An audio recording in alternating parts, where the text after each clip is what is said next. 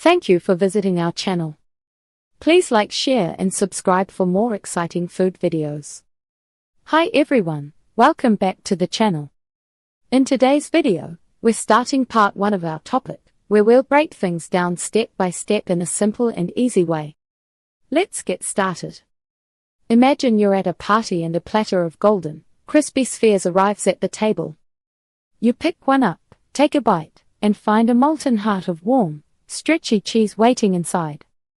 This is the universal appeal of potato cheese balls, a snack that manages to be both humble and incredibly satisfying.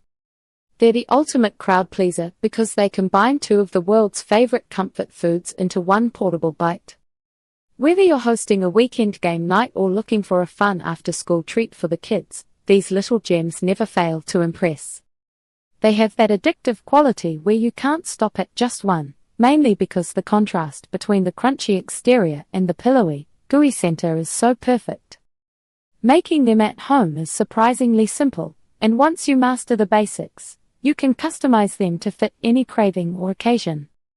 Essential ingredients for the perfect potato cheese ball.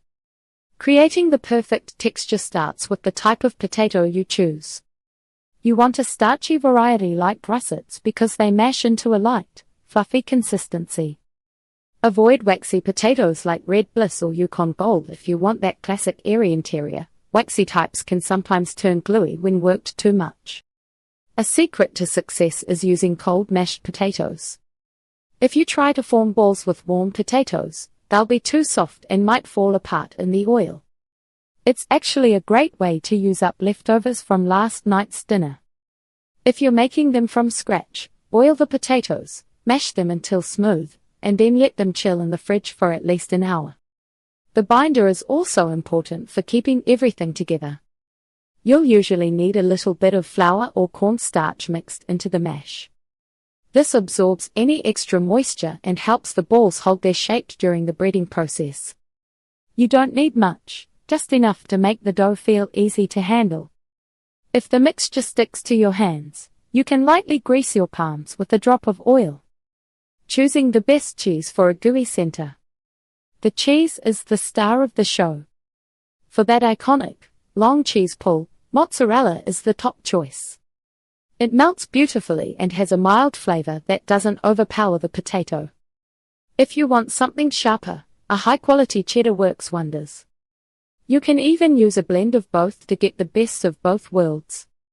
One major tip, buy a block of cheese and cut it into small cubes yourself. Avoid the pre-shredded bags found in stores. Those shreds are coated in potato starch or cellulose to keep them from clumping in the bag. While that's fine for tacos, it prevents the cheese from melting into a smooth, liquid center inside your potato ball. A small half-inch cube of fresh cheese tucked into the center will give you a much better result than a pinch of shreds. Crunchy coatings and seasoning secrets. Texture is everything when it comes to the outer shell. While regular breadcrumbs work fine, panko breadcrumbs are the gold standard here. They have a larger, flaky structure that creates a much louder crunch and stays crispy longer. To make the flavor pop, don't just rely on the potato. Mix seasonings directly into the breadcrumbs or the potato mash itself. That wraps up part 1 of this video. We've covered the basics to help you understand the topic better. Stay tuned for part 2. Thank you for watching. Please remember to like, share and subscribe.